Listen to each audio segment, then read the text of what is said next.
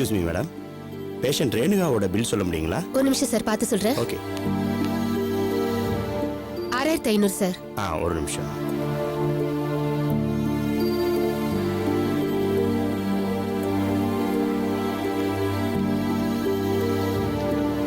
Madam தாங்க. Thank you sir. ம். Okay, thank you. Okay sir, bill settle பண்ணிட்டேன். டாக்டர் ரவுண்ட்ஸ் வந்து பார்த்துட்டு அதுக்கப்புறம் டிஸ்சார்ஜ் பண்ணிக்கலாம்னு சொல்லிட்டாங்க சார். சார், என்ன சார் யோசிக்கிறீங்க? மேடம் நம்ம கூட தானே வராங்க. ஆமாய்யா, இங்கேயே இப்போ வந்துடுறேன்.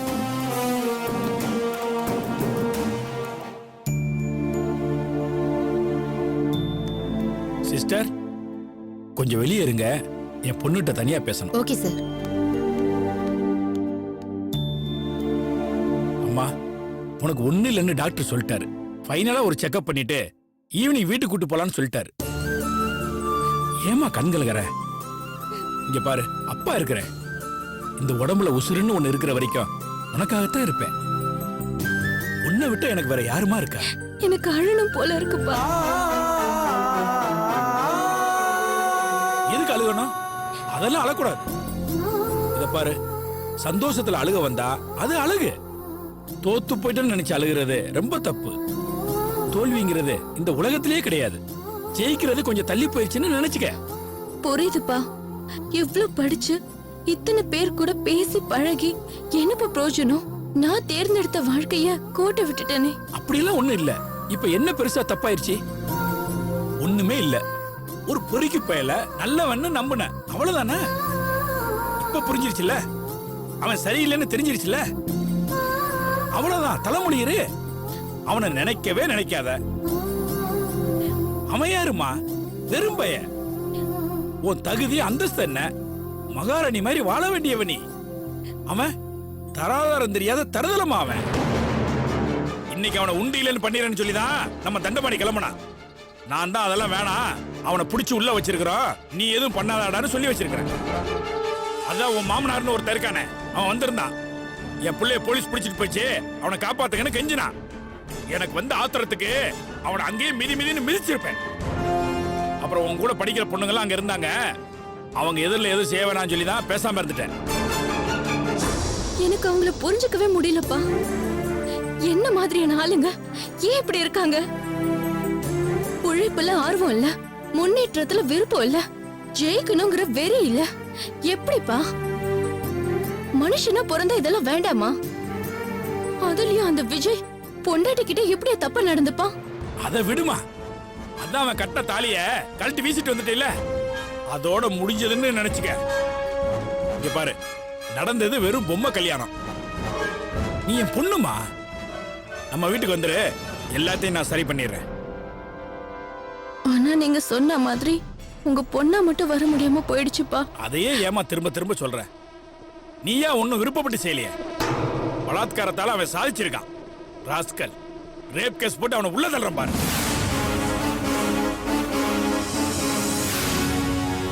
என் மனசே ஆற மாட்டேங்குதுமா. எனக்கும் தான்ப்பா. உங்ககிட்ட நான் தோக்கல, என்கிட்டே நான் தோத்துட்டேன். எனக்கு இது தேவைதான்.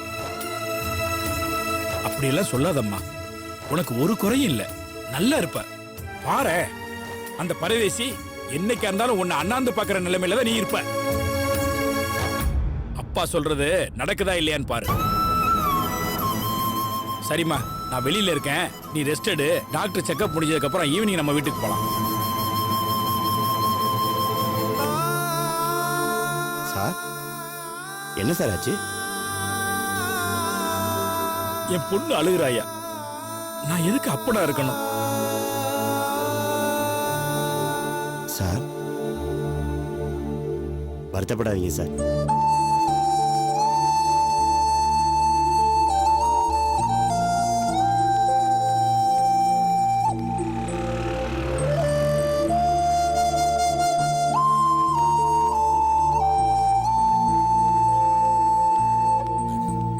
அம்மா, அங்க யார் வராங்கன்னு பாருங்க.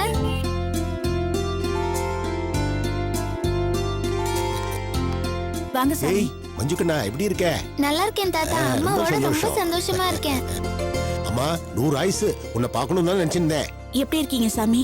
நான் நல்லா இருக்கேம்மா, நீ எப்படி இருக்க? நான் நல்லா இருக்கேன். எங்கம்மா வெளில புறப்பட்டியா? இல்ல சாமி, இங்க பக்கத்துல தான் ஒரு இடத்துல வேலைக்கு போயிட்டு இருக்கேன். இந்த கவர்மெண்ட் குடவுன் இருக்குல்ல, அங்கதான் கூட்டி பெருக்கிற வேலை. சொன்னா கேட்கவே மாட்டேங்கிறாங்க தாத்தா. 6 இடத்துல பாத்திரம் விளக்குறாங்க, அப்புறம் ஒரு குடோன்ல வேலை செய்யறாங்க, அப்புறம் ஒரு கட்டடம் கட்டுற இடத்துல அப்பப்ப வேலைக்கு போயிடுறாங்க. என்னம்மா இதெல்லாம்? எனக்கு வேற வழி தெரியல சாமி. குழந்தைக்கு ஆபரேஷன் பண்ணணும்னா 4 லட்சம் செலவாகணும் டாக்டர் சொல்லிட்டாங்க. 4 லட்சத்தை எப்படி சம்பாதிக்கிறதுன்னு யோசிச்சு சும்மா உட்கார்றத விட என்னால முடிஞ்ச வேலையை செஞ்சு காசு சேர்க்கலாம் தான் இந்த மாதிரி எல்லாம் பண்ணிட்டு இருக்கேன். தாத்தா, அம்மாவுக்கு ஜுரம் வந்துருச்சு தாத்தா. 2 நாளா ஒண்ணுமே சாப்பிடல. ஏமா இப்படி பண்ற? உடம்புன்னு இருந்தா நோயெல்லாம் இருக்கதானே செய்யும் சாமி. அதெல்லாம் பார்த்தா முடியுமா சொல்லுங்க? என்னம்மா இது, குழந்தை இப்படி சொல்றா? இந்த பார், இந்த வேலையெல்லாம் விட்டுடு. நான் சொல்ற மாதிரி பண்ணு. உன் பொண்ணோட ஆபரேஷன் நல்லபடியா நடக்கும். என்ன சொல்றீங்க சாமி? ஒரு பணக்கார அம்மா ஏழை குழந்தைகளுக்கு உதவி பண்றதுக்குனே ஒரு ட்ரஸ்ட் வச்சிருக்கலாம்.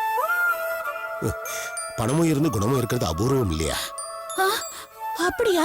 ஆமாமா, கேள்விப்பட்டதுமே எனக்கு மஞ்சுவோட ஞாபகம் வந்தது. உடனே அட்ரஸ் வாங்கிட்டு உன்னை பார்க்க நேரம் வந்திருந்தேன்.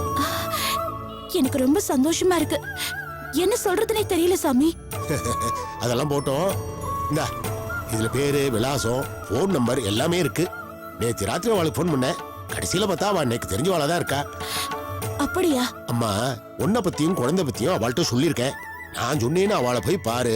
குழந்தையோட ஆபரேஷன் மொத்த செலவையும் அவ எடுத்துப்பா. உங்களுக்கு எப்படி நன்றி சொல்றதுனே தெரியல சாமி. கடவுள் ஏன் தான் இப்படி சோதனை மேல சோதனை கொடுக்கறானோன்னு நினைச்சிட்டு இருந்தேன்.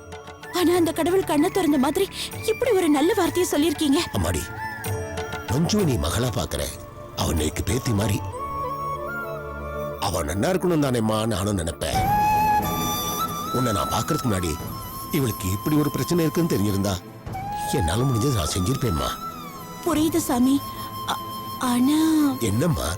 இல்ல, இந்த அட்ரஸ்க்கு போனா கண்டிப்பா பணம் கிடைச்சிடல சாமி. கண்டிப்பா கிடைச்சிருமா. உங்ககிட்ட பணம் இருக்கோ இல்லையோ, எந்த ஹாஸ்பிட்டல் சொல்லிட்டா போதும், உடனே பில்லு அவளே செட்டில் பண்ணுவா. இந்த இன்சூரன்ஸ் கம்பெனிலாம் பண்றாள, அது மாதிரி நினைச்சுக்கோயே. அவ எதுக்காக பண்றாளோ அதை விட்டுடுவா. ஆனா அவ பண்றது புண்ணியத்துக்காக. இவாளை போய் பார்த்து பேசிட்டோ, என்ன சொன்னா எது சொன்னா எனக்கு தகவல் கொடு. சரிதானே? சரிங்க சாமி. வரேன் சாமி. எல்லாரும் பாய் தாத்தா. சாக்கி வரு, வரேன் சாமி. ஓம்மா, குழந்தை பார்த்து கொடுமோ. சர்வேசுரா, நீதான் ரட்சிக்கணும்.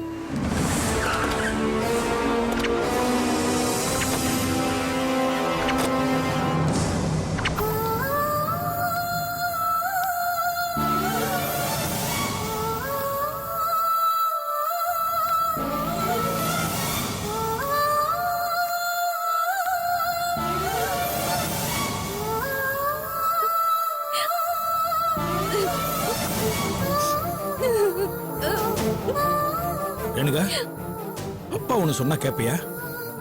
நேத்தோட உன் பிறப்பு முடிஞ்சிருச்சுன்னு நினைச்சுக்க. இன்னைக்கு நீ புதுசா பிறந்திருக்கிற. இதே பொண்ணா என் மகளா இன்னொரு தடவை பிறந்திருக்கதா நினைச்சுக்க. பழச நினைச்சு மனசை போட்டு குழப்பிக்காத. பழையபடி படிக்கிறதுக்கு வழியை பாரு. அப்பா, படிக்கணும். படிப்பு தவிர வேற எதுவும் நினைக்க கூடாதுன்னு தான் நினைக்கிறேன். ஆனா முடியலையே. தோத்து போயிருந்தா கூட இப்படி வலிக்காதுப்பா. ஆனா ஏமாந்து போயிட்டேன். என்னை எல்லாரும் முட்டாளாக்கிருக்காங்கப்பா. இதுக்காக நீங்க ஏன் மேடம் வருத்தப்படுறீங்க? சாரை மட்டும் ஊன்னு ஒரு வார்த்தை சொல்ல சொல்லுங்க, அவனை இல்லாம பண்ணிடுறேன். அது மட்டும் இல்ல மேடம், அவன் குடும்பத்தையே உரு தெரியாம அழிச்சிடுறேன். தண்டபாணி, ரேணுகா, ஸ்கூல்ல படிக்கிற வரைக்கும் பெரிய செலவில்லாம படிச்சிடலாம். மேற்கொண்டு நீ இன்ஜினியரிங் படிக்கிறன்னா அதுக்கு ஒரு செலவு, டாக்டருக்கு படிக்கணும்னா அதுக்கு ஒரு செலவு, வக்கீலுக்கு படிக்கணும்னா அதுக்கு ஒரு செலவு. இப்படி படிப்புக்கு ஏத்த செலவு, படிக்கிற இடத்துக்கு ஏத்த செலவுன்னு நிறைய இருக்குமா. ஆனா எல்லாத்தையும் விட விலை ஜாஸ்தி காலேஜ் வாழ்க்கைதாம்மா. ஃபீஸ் கட்டி மாளாது, சொத்து அடகு வச்சாலும் பத்தாது. நான் சொல்றது உனக்கு புரியுதா? பெரிய விலை கொடுத்து வாழ்க்கையில ஒரு பாடம் படிச்சிருக்கேன்னு நினைச்சுக்க.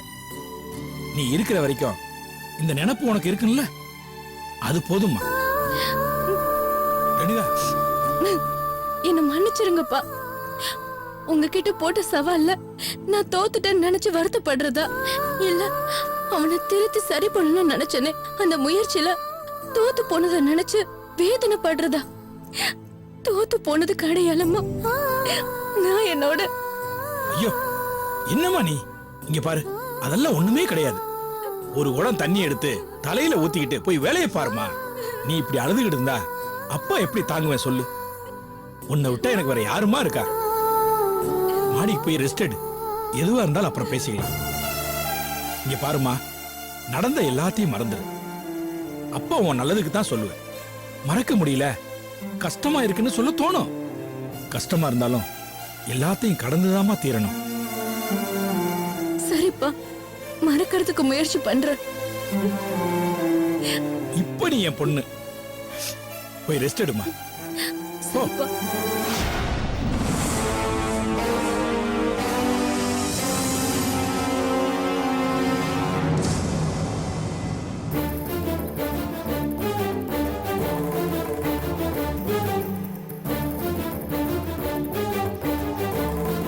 ஏம்பாலா, இந்த ஜெயில கழித்துங்கிறதுன்னு சொல்றாங்களே, அது நீ கிண்டுற உப்புமா மாதிரி இருக்குமா? கொஞ்சம் வாயை முடிட்டு சும்மா வாங்க. நான் வாயை திறக்கவே இல்லை. ஆனா ரேணுகாவை சமாதானப்படுத்தி நம்ம விஜய் ஜாமீன்ல எடுக்கிற முழு பொறுப்பையும் ஏத்துக்கிறேன்னு சொல்லு. நான் வாயை திறக்கவே இல்லை. ரேணுகாவை சமாதானப்படுத்துறது இருக்கட்டும், முதல்ல அவங்க வீட்டு செக்யூரிட்டி இருப்பான்ல, அவனை எப்படி சமாளிக்க போறதுன்னு பாருங்க. வாங்க சார். சார் சார், இங்க வாங்க. வாங்க வாங்க.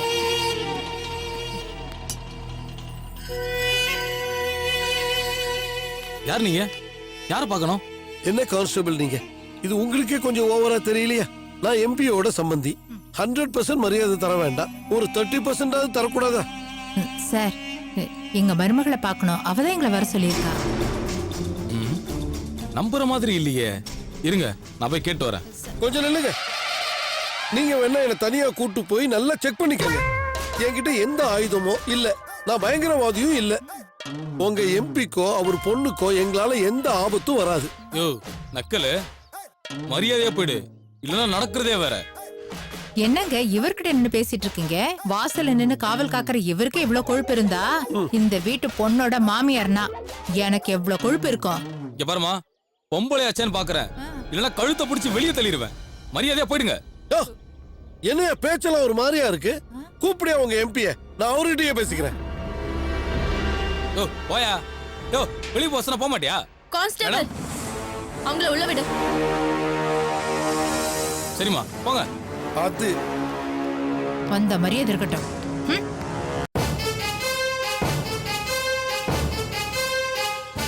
இங்க எதுக்காக வந்தீங்க? நான் செத்தனா இல்ல உயிரோட இருக்கனான்னு கன்ஃபார்ம் பண்ணிட்டு போலான்னு வந்தீங்களா? அப்படி எல்லாம் பேசாதம்மா. 1000 தான் இருந்தாலும் அவன் உனக்கு தாலி கட்டின புருஷன் இல்லையா? கொஞ்சம் கருணை காட்டுமா. போலீஸ் ஸ்டேஷன் கேஸ் எல்லாம் நம்ம குடும்பத்துக்கு சரியா வராதுமா. வெக்கமா இல்ல உங்களுக்குலாம்? புள்ளைய வளர்த்திருக்கீங்க, உருப்படாதவனை பெத்து உதவா கரைய வளர்த்து இப்படி என்கிட்ட வந்து பிச்சை கேக்குறீங்களே, அசிங்கமா இல்ல உங்களுக்கு? இல்லம்மா, நான் நிஜமாவே சொல்றேம்மா, எங்களுக்கு இதெல்லாம் வித்தியாசமாவே தெரியலம்மா. அவன் ஏதோ ஆர்வ கோளாறுல சின்னதா ஒரு தப்பு பண்ணிட்டா, அதுக்கு போய் உங்க புள்ள செஞ்சது சின்ன தப்பா? வேண்டாம், என்ன வெறுப்பேத்தாதீங்க. ஏய், என்னடி ரொம்ப தான் எகிர்ற? தப்பே இல்லைன்னு நான் சொல்றேன். நீ என்னடி பண்ணுவ? தாலி கட்டின புருஷன் தான் பொண்டாட்டி கூட சந்தோஷமா இருக்கணும்னு நினைச்சிருக்கான், அது ஒரு குத்தமா? அத்தனை கூட பார்க்க மாட்டேன் சொல்லிட்டேன். ஊர் உலகத்துல தாலி கட்டின புருஷன்லாம் இப்படிதான் மயக்க மருந்த கொடுத்து பொண்டாட்டி அசிங்கப்படுத்துறாங்களா? தப்புதான். நடந்தது நடந்து போச்சு. இன்னைக்கு அவன் மேல உனக்கு கோபம் இருக்கலாம், வெறுப்பு இருக்கலாம், ஏன் கொலவெறி கூட இருக்கலாம். ஆனா இதெல்லாம் ஒரு நாள் இல்லாம போயிடுமா. அன்னைக்கு இவன் தான் நம்ம புருஷன் அப்படிங்கிற எண்ணம் மட்டும்தான் எல்லாத்துக்கும் மேல நிக்குமா. செத்தாலும் வராது. போதுமா? கிளம்புங்க. உங்க புள்ள எனக்கு புருஷன் இல்ல, நீங்களும் எனக்கு சம்மந்தம் இல்லாத ஆளு. மரியாதை இங்க இருந்து போயிடுங்க. சே, வாய் மூடு. என்ன விட்டா பேசிட்டே போற? போனா போதுன்னு நீ இழுத்த இழுப்புக்கெல்லாம் அவன் இவ்வளவு நாளா விட்டு கொடுத்து அனுசரிச்சு நடந்துகிட்டதே பெரிய விஷயம்டி. கல்யாணமான பொண்ணு புருஷன் பக்கத்துல வரக்கூடாதுன்னு சட்டம் போட்டு தள்ளி வச்சதே முதல் தப்பு. அது தெரியுமா உனக்கு? பொண்டாட்டியாவே இருந்தாலும் அவ விருப்பம் இல்லாம தொட்டா அது கிரிமினல் குற்றம். அதுக்கு 7 வருஷம் ஜெயில் தண்டனை. உன் புள்ளைய புடிச்சு உள்ள போட்டுட்டா சொல்லு.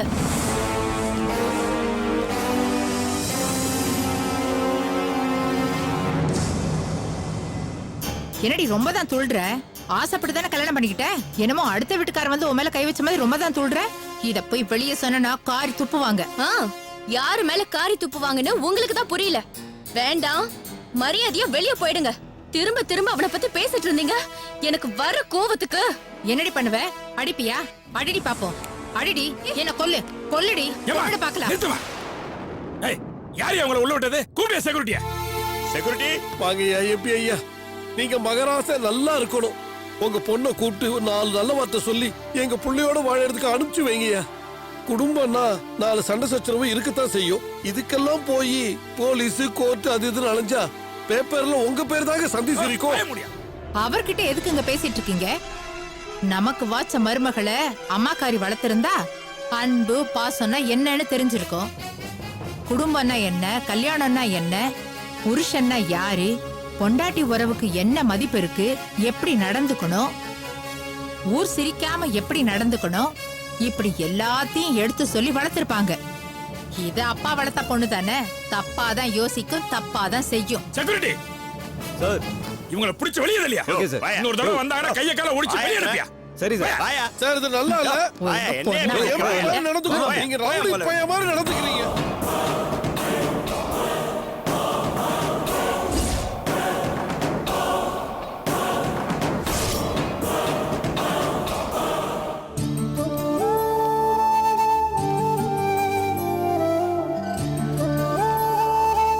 அம்மா அம்மா அம்மா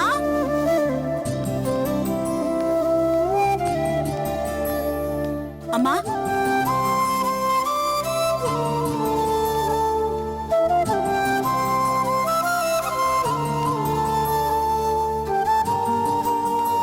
வணக்கம்மா. யாரும்மா நீ? அம்மா, நான் வந்து நேரு நகர அம்மன் கோயில் குருக்கள் இருக்காரு இல்லையா, அவர் உங்களை பார்க்க சொன்னாரு. இவ என் பொண்ணு மஞ்சு. ஆமாமா ஆமா, குருக்கள் ஃபோன் பண்ணியிருந்தாரு. அந்த பொண்ணு நீதானாம்மா? வா உள்ள வா. இருக்கட்டும்மா, உங்ககிட்ட ஒரு உதவி கேட்டு வந்திருக்கேன். என் பொண்ணுக்கு ஹார்ட்ல ஒரு ஆபரேஷன் பண்ண வேண்டியிருக்கு. டாக்டர் 4 லட்சம் செலவாகும்னு சொல்லிட்டாங்க. நான் 4 வீட்டுல 10 பாத்திரம் தேய்க்கிறவ. இது வரைக்கும் ஒரு 5000 ரூபாய் சேர்த்து வச்சிருக்கேன். ஆனா உன் மனசு யாருக்கும் வராதம்மா. வார்த்தைக்கு வார்த்தை ஏன் பொண்ணுன்னு சொல்ற. இந்த பொண்ணுக்காக 4 வீட்டுல வேலை செஞ்சு சம்பாதிக்கிறேன். கோடியில ஒருத்தவங்க தாம்மா இப்படி இருப்பாங்க. எனக்கு ரொம்ப சந்தோஷம். இப்படி ஒருத்தருக்கு உதவி செய்யறது எனக்கு கிடைச்ச அதிர்ஷ்டமா நினைக்கிறேன். ரொம்ப நன்றிமா. எப்படிடா இவ்ளோ பெரிய தொகையை சேர்க்க போறேன்னு பயந்தேன். அப்பதான் குருக்கள் ஐயா அவங்க அட்ரஸ கொடுத்து போய் பாருன்னு சொன்னாரு. உள்ள வாமா, காஃபி சாப்பிடுவேன். இல்லம்மா, பரவாயில்ல. எனக்கு உதவி செய்யறேன்னு சொன்னீங்களே, அதுவே எனக்கு போதும். ஆதரவுக்கு யாரும் இல்லாம அனாதையா இருந்த என்ன மாதிரிதான் இவ்வளவு கோயில் மண்டபத்துல அனாதையா இருந்தா. நாங்க 2 பேரும் ஒருத்தருக்கு ஒருத்தர் சந்திச்சு பார்த்தப்பதான் இவளுக்கு இப்படி ஒரு வியாதி இருக்குன்னே எனக்கு தெரிஞ்சது. ஒரு நிவர்த்தி கிடைக்காதான்னு நான் ரொம்ப ஏங்கிட்டு இருந்தேம்மா. கவலைப்படாதம்மா, மனசு ஒரு பூமி மாதிரி. ஏதாவது கிடைக்காதான்னு அலப்பாஞ்சுக்கிட்டே இருக்கும். சில டைம்ல தண்ணி கிடைக்கும், சில டைம்ல எண்ணெய் கிடைக்கும், சில டைம்ல தங்கமே கூட கிடைக்கும், சில டைம்ல ஒண்ணுமே இல்லாம பாறை கிடைக்கும். அதையும் வச்சுக்கிட்டு நம்ம வீடு கட்டுறோம் இல்ல, அப்படித்தான் வாழ்க்கையும் இருக்கும். நீங்க பேசுறது மனசுக்கு ரொம்ப நம்பிக்கையா இருக்குமா. இவ நல்லபடியா குணமாயி படிச்சு நல்லா வரணுமா. வாழ்க்கையில நான் வேற எதுக்கும் ஆசைப்படலமா. உன் பேரு என்ன சொன்ன? மஞ்சு. மஞ்சு. படிச்சு என்ன பண்ண போற? நான் ஐஏஎஸ் படிச்சு கலெக்டர் ஆக போறேன். அப்படியா? என் பேத்தி கூட ஐஏஎஸ் படிக்கணும்னு தான் ஆசைப்பட்டுக்கிட்டு இருக்கறா. காயத்ரி, இங்க வாயே.